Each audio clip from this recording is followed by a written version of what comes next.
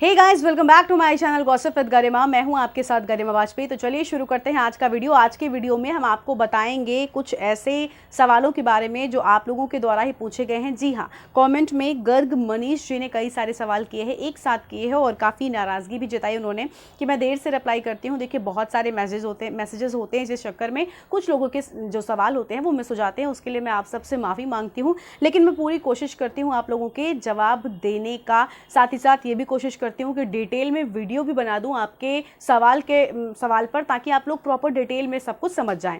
खैर, मैंने उनका जवाब यहाँ पर देना सही समझा क्योंकि सवाल उनका काफ़ी लंबा था और बहुत सारे वहाँ पर सवाल थे। सबसे पहला सवाल मनीष गर्ग जी ने किया है। उन्होंने कहा है कि मैम, रिपोर्टर्स का सिलेक्शन किस टाइप से होता है? तो देखिए, रिपोर्टर्स का सिलेक्शन जो होता है वो ये देखा जाता है कि आपके पास एक्सपीरियंस कितना है, आपके पास आपने किस चैनल में काम किया है, कितने सालों का एक्सपीरियंस है, आप प्रोफेशनल रिपोर्टर हैं या फिर आप एक आम रिपोर्टर हैं। अब आपको सबसे पहले यहाँ पर डिफरेंस बताना ज़रूरी है प्रोफेशनल रिपोर्टर और आम रिपोर्टर के बीच में। एक प्रोफेशनल रिपोर्टर जो होता है उसको ये पता होता है रिपोर्टिंग के नियम क्या होते हैं, किस तरह से स्टोरी पर पकड़ बनानी है, किस तरह से वॉक थ्रू करना है, किस तरह से बाइट लेनी है, किस तरह से विजुअल्स कलेक्ट करने हैं। ये सब कुछ एक प्रोफेशनल रिपोर्टर को पता होता है। माइक आईडी कैसे पकड़नी है, माइक आईडी जो हम पकड़ते हैं ना रिपोर्टर्स, माइक, उसे कैसे पकड़ना है। और साथ ही साथ जब हम किसी से बात कर रहे होते हैं, 1 to 1 कर रहे होते हैं, तो उसके मुंह पर किस तरह से माइक लगाना है, ये सब कुछ एक प्रोफेशनल रिपोर्टर को पता होता है। कपड़े कैसे पहनने हैं, क्योंकि टीवी पर आप दिखने भी सामान्य चाहिए, बहुत ज़्यादा तड़क भड़क कपड़े नहीं पहनने चाहिए। इन सब चीज़ों का सेंस एक प्रोफेशनल रिपोर्टर के पास होता है, क्योंकि वो पढ़ाई करके रिपोर्टर बना है, ना कि ऐसे ही जुगाड़ के थ्रू कहीं से भी रिपोर्टर बन गया है और उसके पास 2-3 चैनल्स की आईडी हो गई हैं। तो जब आप पढ़ाई करके आगे बढ़ते हो ना, तो आपको बहुत सारी चीज़ें होती हैं जो पता होती हैं और वो आपके लिए बहुत ज़्यादा अच्छी होती हैं, आपको करियर में आगे तक लेकर जाती हैं। मैंने खुद कई बार देखा है कि कुछ लोग होते हैं 2-2 3-3 चैनल्स की आईडी लेकर घूमते हैं, लेकिन दरअसल में उनको आता कुछ भी नहीं होता है। वो सिर्फ जुगाड़ से उनको आईडीज़ मिल गई हैं, वो बहुत आगे तक नहीं जाएंगे, एज अ स्टिंगर ही रहेंगे हमेशा। तो मैं यही सजेस्ट करूँगी कि पढ़िए लिखिए, उसके बाद पहुँचिए, क्योंकि तब बड़े चैनल्स जो होते हैं ना, वो ऐसे ही किसी को नहीं रखते। जैसे मैं आपको एग्जाम्पल के साथ समझाती हूँ कि सपोज आपको आज तक को कानपुर में एक रिपोर्टर चाहिए, उन्हें रिपोर्टर रखना है, तो वो क्या करेगा?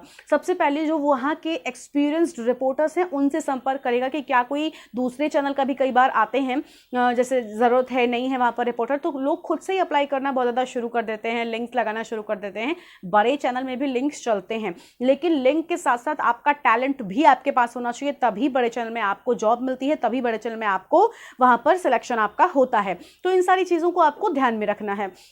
बाकी आप सिलेक्शन देखिए इसी तरह से होता है कि मतलब जो जिनका रुतबा क्षेत्र में होता है, जिनको लोग जानते होते हैं, जिन्होंने पहले से काम किया होता है, वही लोग बड़े चैनल में सेलेक्ट किए जाते हैं। हाँ, एक डिफरेंस आपको और पता होना चाहिए, कई बार चैनल रिपोर्टर्स रखता है, स्टिंगर्स भी रखता है। ज़रूरी नहीं कि हर उस व्यक्ति जिसके पास आईडी है वो चैनल का रिपोर्टर ही है। बहुत से लोग स्टिंगर्स भी होते हैं, बड़े शहरों में ही रिपोर्टर्स होते हैं, छोटे शहरों में, कस्बों में कभी भी रिपोर्टर बड़े चैनल के नहीं होते हैं, वहाँ पर सिर्फ और सिर्फ स्टिंगर्स ही काम करते हैं।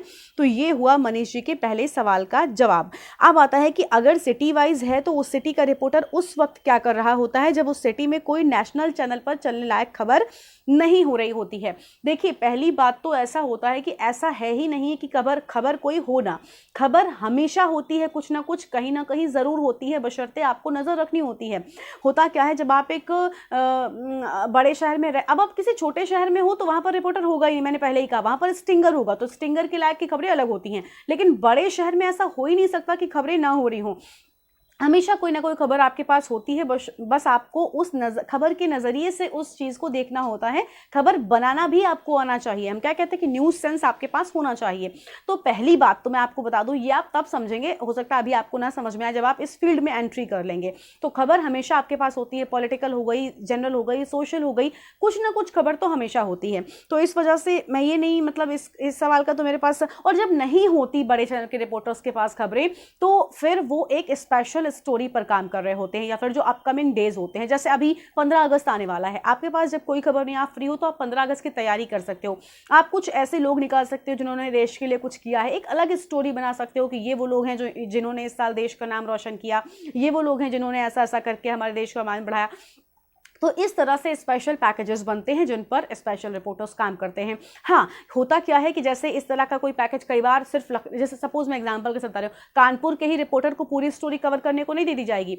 ये दिमाग चलता है नोएडा में बैठे स्टूडियो में बैठे जो वहाँ के हेड्स होते हैं, सीनियर्स होते हैं, उनका उन्होंने कहा कि 15 अगस्त को हम एक ऐसा शो चलाएंगे। अब उस शो में हम देश के अलग अलग हिस्सों के ऐसे ऐसे लोग दिखाएंगे। तो अलग अलग हिस्सों में उनके रिपोर्टर बैठे, उन्होंने फ़ोन घुमाया कि कानपुर से आपको एक भेजनी है, आपको लखनऊ से भेजनी है, आपको यहाँ से भेजनी है। तो हर रिपोर्टर ऐसे लोग ढूंढेगा, कुछ जिनको कवर करेगा, जिनके सारे विजुअल्स लेगा, उसके बाद वो अपने चैनल में भेजेगा। तो इस तरह से सारे रिपोर्टर्स कहीं ना कहीं किसी न किसी स्पेशल स्टोरी पर बिजी रहते हैं। लाइक अभी बाढ़ आई हुई है, बाढ़ को लेकर अलग अलग जगह पर रिपोर्टर्स अलग अलग विजुअल्स भेज रहे हैं, वहां पर जाकर काम कर रहे हैं। तो ऐसा नहीं होता है कि नेशनल चैनल के रिपोर्टर्स फ्री हों, यकीन मानिए उनके पास बहुत सारा काम होता है हमेशा करते रहने को। और हाँ, अगला सवाल है, जब उस सिटी में चलने लायक खबर नहीं होती, इसका जवाब हो गया है।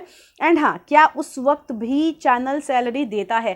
देखिए, चैनल सैलरी देगा या नहीं ये पहले ही डिसाइड हो जाता है। अगर आप पेड रिपोर्टर हैं तो आपको बिल्कुल सैलरी मिलेगी, लेकिन अगर आप स्ट्रिंगर हैं या फिर आप फ्रीलांसर हैं तो पहले ही आपको बता दिया जाता है कि आपको हम हर महीने सैलरी नहीं देंगे, बल्कि आपको हम खबर के अकॉर्डिंग पैसे देंगे। आप लोगों को शायद नहीं पता होगा, लेकिन स्ट्रिंगर्स को पैसे नहीं मिलते हैं, स्ट्रिंगर्स को खबर के हिसाब से ही पैसे मिलते हैं। जितनी खबरें आप भेजोगे चलने लायक, आप खबरें इन द सेंस ये नहीं कि कोई भी खबर ऐसे ही वैसी आप भेज दो, जो खबर चलने लायक है, जो चलती है आपकी खबर, आपको उस खबर का पैसा मिलता है, यानी हर खबर आपको पैसा मिलता है। तो ये चीज़ें आपको ध्यान रखनी होगी। आप सोचिए, जब आपको हर खबर पैसा मिलेगा तो आप एक नहीं, आप 10 खबरें भेजोगे। हाँ, ये अलग बात है कि 10 में से आपकी हो सकता है 2, 3 या 4 ही खबरें चलें, क्योंकि फिर लोग बहुत ऐसे फालतू खबरें भी भेजते हैं जो बिल्कुल नहीं करनी चाहिए। चलने वाली खबरें ही आपको भेजनी चाहिए। तो आई होप आपको आज का वीडियो पसंद आया होगा। और मनीष जी, मुझे उम्मीद है कि अब आपको आपके सवाल का जवाब भी मिल गया होगा। देखिए, बहुत सारे लोग मैसेज करके, कमेंट करके नाराज़गी दिखाते हैं कि मैम आप रिप्लाई नहीं करती, ये नहीं करती। मैम के पास बहुत सारे मैसेजेस होते हैं, मैम पूरी कोशिश करती हैं कि सबके रिप्लाई कर दूँ, सब कुछ कर दूँ, लेकिन कई बार नहीं हो पाता है। तो प्लीज़ उसके लिए आप लोगों से हाथ जोड़ के माफ़ी। जिनको लगता है कि उनका सवाल बहुत ज़रूरी है, प्लीज़ मुझे इंस्टाग्राम पर स्टोरी में टैग कर दें, वहाँ पर जल्दी नोटिफाई करता है तो मैं वहाँ पर जल्दी रिप्लाई कर देती हूँ। ये मैं खुद बता रही हूँ, क्योंकि ये थोड़ा सा ईजी होता है। मैसेजेस में बहुत सारे होते हैं, मैं अगर 20 मैसेज का एक दिन में रिप्लाई करती हूँ तो भी कम से कम पीछे 100 रह जाते हैं। तो प्लीज़ आप लोग ये बात समझने की कोशिश कीजिए। बाकी आप लोग और सवाल मुझे बताइएगा। होता क्या है, कई बार मुझे सवाल ऐसे आते हैं जिनका कोई मतलब ही नहीं होता, जिन पर वीडियो बना चुकी होती हूँ, तो फिर मैं उनके जवाब वाकई में नहीं देती हूँ, क्योंकि मुझे लगता है कि यार आप चैनल पर जाकर विजिट तो करो, आप देखो ना कि वीडियोस पड़े हुए हैं। मतलब जनरल टॉपिक्स पर अब लोग मुझसे पूछते हैं मैम एंकर कैसे बने, एंकर कैसे बने को लेकर मैंने 10 वीडियो बनाए हुए हैं। तो आप जाइए, आप देखिए, देन आपको जवाब मिलेगा ना। खैर, आज के इस वीडियो में इतना ही। और वीडियो आपको कैसा लगा कमेंट बॉक्स में बताइएगा, और क्या कुछ आप जानना चाहते हैं वो लिखिएगा। मैं पूरी कोशिश करूंगी आप लोगों के सवालों का जवाब देने की। गॉसिप विद गरिमा को अगर आपने अभी तक सब्सक्राइब नहीं किया है तो सब्सक्राइब कीजिए, और आप चाहें तो मुझे फेसबुक, इंस्टाग्राम पर फॉलो कर सकते हैं। एंकर गरिमा वाजपेयी के नाम से आपको मेरा अकाउंट वहाँ पर मिल जाएगा, और खूब सारी अपडेट्स और खूब सारी इंडस्ट्री के बारे में खबरें और मीडिया जॉब्स के बारे में स्पेशली आपको इंस्टाग्राम पर जाने को मिलता रहता है। तो वहाँ पर फॉलो कीजिएगा। आज के इस वीडियो में इतना ही। Bye bye, take care, stay home, stay safe.